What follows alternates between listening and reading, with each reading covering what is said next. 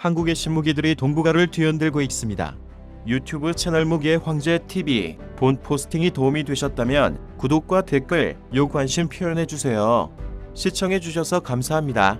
지난 9월 7일 국방과학연구소에드는 레이더에 잘 탐지되지 않는 저피탐 무민항공기 개발에 필요한 핵심 기술을 확보했다고 밝혔습니다. 불과 하루 만미였는데요. 과연 한국 및 첨단 무기를 개발할 수 있겠냐는 회의적인 시각에도 꾸준히 명구를 거듭해온 우리 면꾸진의 노력이 하나둘 빛을 발하고 있습니다. 그런데 한국산 무기 개발 사업에는 미처럼 즐거운 소식만 있는 것이 아닌데요. 지금이야 핵심 기술 개발이라는 보도가 나왔지만 얼마 전까지만 하더라도 일부 어떤 사업은 우리 군에 반드시 필요한 데다 연구 성과가 나쁘지 않음에도 사업을 취소해야 한다는 비난만 가득했던 사업도 있었습니다. 바로 그 사업은 한국형 상륙 돌격 장갑차 11사업입니다. 현재 해병대가 주력으로 운영 중인 국산 상륙 돌격 장갑차는 미 장비는 우리 군에 전력화된 지 거의 30년이 지나 최종적으로 2028년에는 그 수명을 다할 것으로 전망됩니다.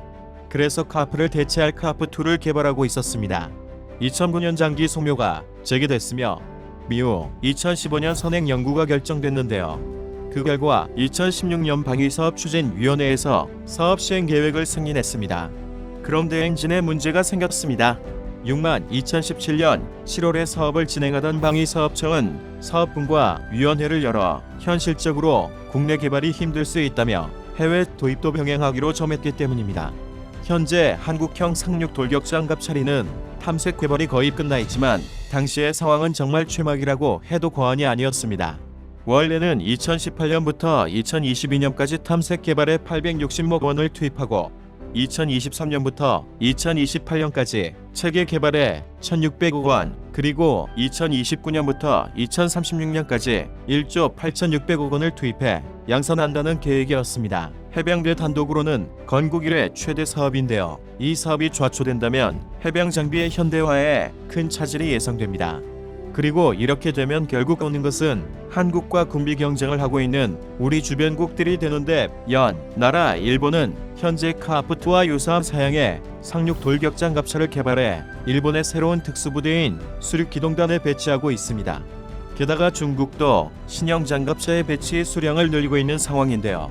현재 중국은 구식 설계를 바탕으로 ZTDO 36 돌격 장갑차를 다수 개발해 자국 해병대에 배치 중입니다. 우리 해병 전력이 아무리 용맹한 전사들이라 하더라도 기본 장비부터 최신의 장비까지 구식화된다면 한국은 정말 위마래의 견제를 막기는 상당히 어려운 상황입니다. 그래서 준비했습니다. 오늘은 해병대의 가장 핵심인 한중일 3국의 상륙 돌격 장갑차의 전력에 대해 말아보겠습니다. 현재 동북아의 상황은 말 그대로 일촉즉발입니다. 먼저 전쟁이 일어나더라도 역사책에 일어날 만했다라는 주석이 달릴 것 같은 상황인데요. 그중 동북마에서 가장 뜨거운 전장은 대만입니다.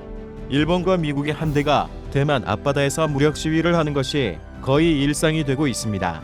이렇게만 보면 미국이 중국을 압도하는 모양새인데요. 그러나 실상 대만의 협 인근에서의 해양 패권은 마주 천천히 중국으로 기울고 있는 중입니다. 현재 중국은 한 해 우리 돈으로 200조 이상을 국방비로 쏟아붓고 있습니다. 공산권 국가 특유의 저렴한 인건비를 고려하면 무기를 개발하고 교체하는 방위력 개선비로 투입되는 예산 규모는 그 이상이라고 봐도 무방합니다.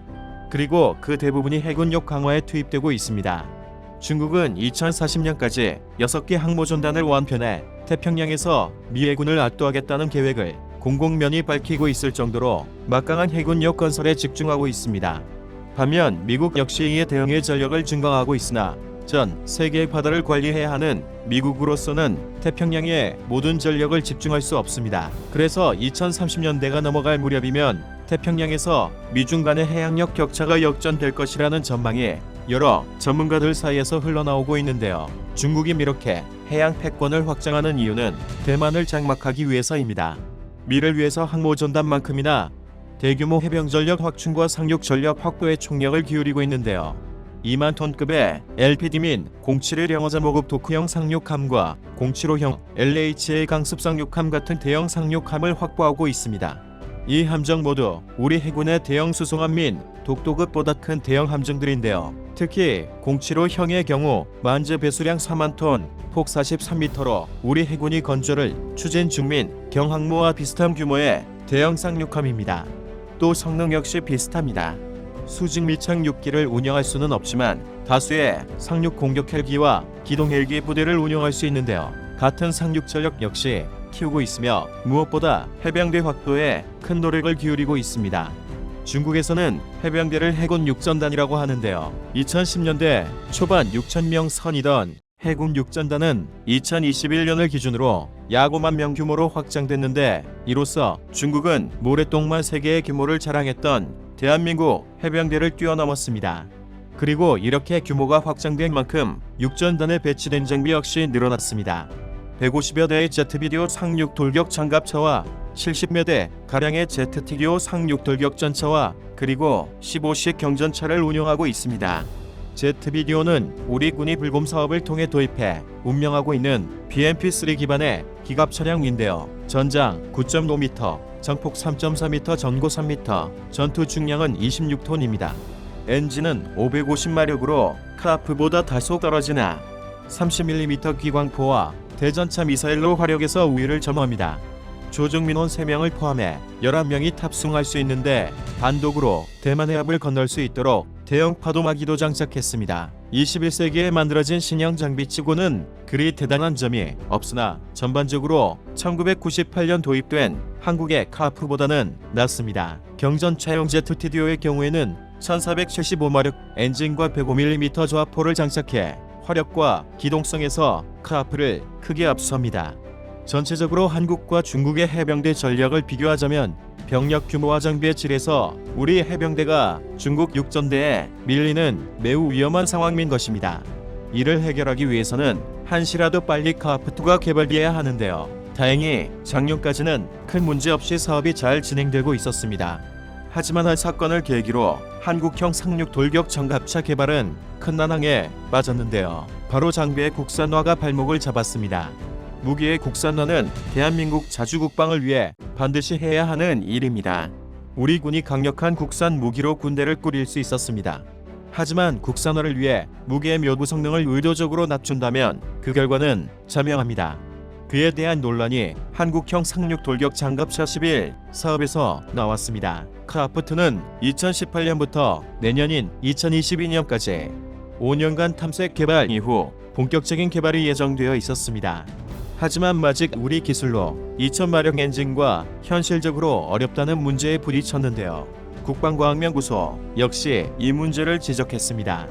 탐색 개발 과정에서 시제품의 윤곽이 어느 정도 드러나 있는 상태였는데요. 그런데 작년 방사청의 결정으로 갑작스레 사업 방향이 전환되면서 의뢰를 중단해야 하는 상황에 처했습니다.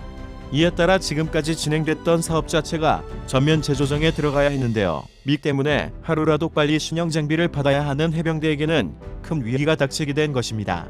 마무리 우리 해병이 뛰어난 전투력을 보유한 병력이지만 구형 장비로는 동북마의 치열한 군비 경쟁에서 살만남을 수 없습니다. 당장 일본만 보더라도 카프트와 맞먹는 신형 36 돌격 장갑차를 개발하고 있습니다. 일본은 지난 2013년 방위계획대강과 중기 방위력 정비계획에서 3,000명 규모의 수륙양용 부대 창설을 결정했습니다. 그리고 이를 2014년부터 방위 예산에 반영했는데요. 그 결과 2018년 3월 수륙기동단이라 불리는 일본판 해병대가 만들어졌습니다. 원래 일본은 해병이란 조직이 없었습니다. 그 이유는 해병대 또는 육전대라 불리는 타국을 침략하지 않기로 한 일본이 침략의 천병이 될 수 있는 해병대를 구축했다는 것은 그만큼 우리 주변 국가들은 더없이 큰 위기감을 느끼고 있다는 것입니다. 수륙기동단은 3,000명 규모의 여단급 부대로 카프와 거의 같은 스펙의 AAV-7 36 돌격 장갑차와 16식 기동전투차 등을 주력 장비로 운명하고 있습니다. 당면이 일본의 AAV-7 역시 구식과 문제가 심합니다. 수륙기동단 창설 매우 도입했기에 우리 군처럼 노후화가 심각하진 않지만 현대전에 쓰기에 부족하다는 지적이 이어지고 있는데요. 일본은 이를 해결하기 위해 이프 설계를 본판 신형 36 돌격 장갑차 개발에 나섰습니다. 2017년 일본 미츠비시 중공업이 시제품을 내놓기도 했는데요. 미 장갑차의 엔진 출력은 1800마력으로 10식 전차의 엔진 개량형을 쓰고 있습니다. 대충격적인 것은 F-Vol-K-AF2처럼 해수 냉각 시스템을 적용하면 최대 3000마력까지 출력이 증가하도록 최대 속도 역시 우리 K-AF2가 처음 계획했던 25노트의 고속 기동이 가능합니다. 2020년 2월 일본은 미국과 함께 디지털 모델과 시뮬레이터, 실제 엔진 및 부품을 만들기로 합의했습니다. 미처럼 주변국들 모두가 신형 상륙 돌격 장갑차를 도입하고 있는 상황에서 K-AF2의 개발이 지연된 것은 심각한 문제가 아닐 수 없습니다. 2012년부터 국방과학연구소의 주도로 40mm CT 기관포 개발에 들어갔는데요. 미호 2015년 9월 시제품 개발을 끝냈고 개발 시제는 2015년 10월 열린 서울 국제항공우주 및 방위산업 전시회 덱스 2015에 전시했습니다. 상, 부피가 적어 탑재량을 늘릴 수 있는 CT4는 최고의 선택인데요. 지금까지 한국의 차기 상륙 돌격 장갑차 K-AF2와 한중일의 신형 삼륙 돌격 장갑차를 비교해봤습니다. 무기 개발에는 상당한 시간이 걸립니다. 10년 이상의 탐색 개발과 체계 개발이 필요하며 그 과정에서 연구진의 엄청난 노력이 들어갑니다. 또 방산 무기의 국산화는 매우 중요한 요소입니다. 지금이야말로 신중하고 현명한 선택과 결정이 필요한 때입니다. 여러분의 생각은 어떠신가요?